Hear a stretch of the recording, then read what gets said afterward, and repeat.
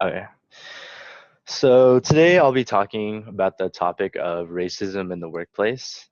And in the bar graph, we can see it's from a survey of over 2,000 employees nationwide that were asked the question, have you ever experienced racism in the workplace? And a large majority, 49% of African Americans, as well as Native Americans, and a large percentage from like other ethnic minorities have responded yes.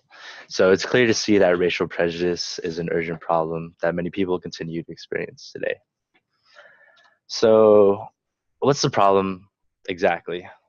Well, racism as a whole has been present ever since the early days of our founding fathers, like most notably the era of slavery and the Jim Crow laws with extreme segregation. And this was changed in the Civil Rights Act of 1964 and was a huge achievement for all people of color and gave them the opportunity for a better future by giving them more rights of housing, income, opportunity, employment. I bet. And although this was supposed to be a hallmark for them, racism continued to persist as wage gaps increase and people of color continue to struggle in finding employment. And in the workplace, they continue to face racial microaggressions and color blindness, which can subject them to severe amounts of like psychological distress. And ultimately, this leads to a large decrease in productivity and efficiency in their work habit. So you might ask, haven't we already tried to fix this problem? Well, yes, but the fact that it continues to occur today tells us that this problem is not completely solved. In the year of 2015 alone, the Equal Employment Opportunity Commission saw almost 36,000 cases of racial discrimination. And the main act that was supposed to stop racial discrimination publicly, the Civil Rights Act, although it had certain aspects and benefits, it also had its faults and others. An increase in the wage gap, housing, healthcare, and other aspects of living between white and black Americans tells us that racial discrimination is only ended from a legal standpoint. And as well as the other fault of affirmative action, it gives this notion of preferential treatment or the stigma that people who were hired because of affirmative action are undeserving in their qualifications and thus are treated differently. So, is there nothing that we can do then? Well, no. Many companies have offered their own solutions to fixing racial prejudice in the workplace. And uh, two solutions I will talk about are hiring practices, or changes in hiring practices, and education on racial bias slash cultural diversity training.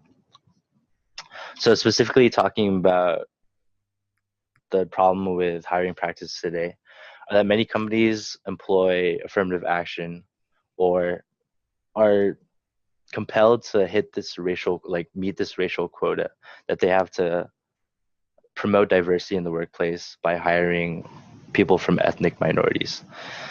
And this can be harmful in a way as many employees feel that ethnic minorities might be undeserving of their position and they don't have the right qualifications for the job.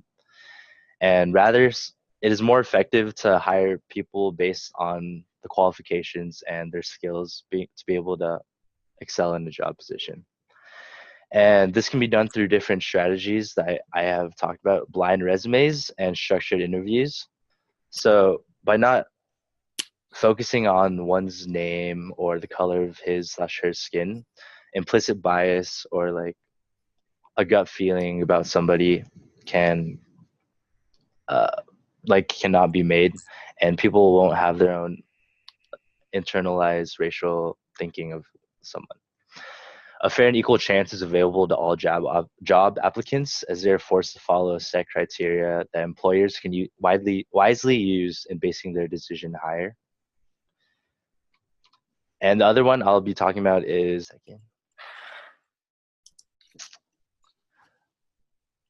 so the other solution that I talked about was educating employees on racial bias and cultural differences. So racism usually comes about from a lack of understanding and an urge to treat others who are different from you unequally.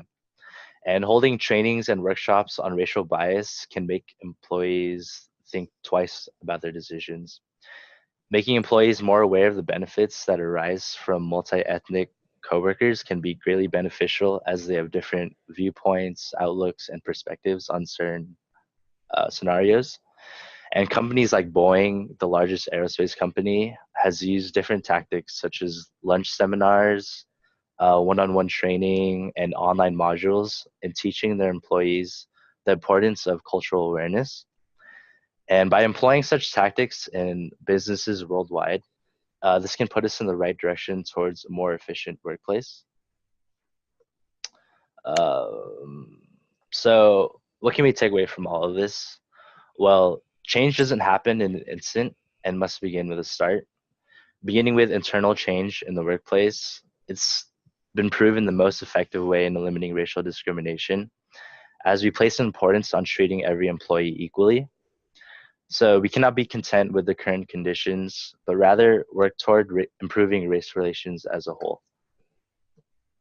That's it. Ooh.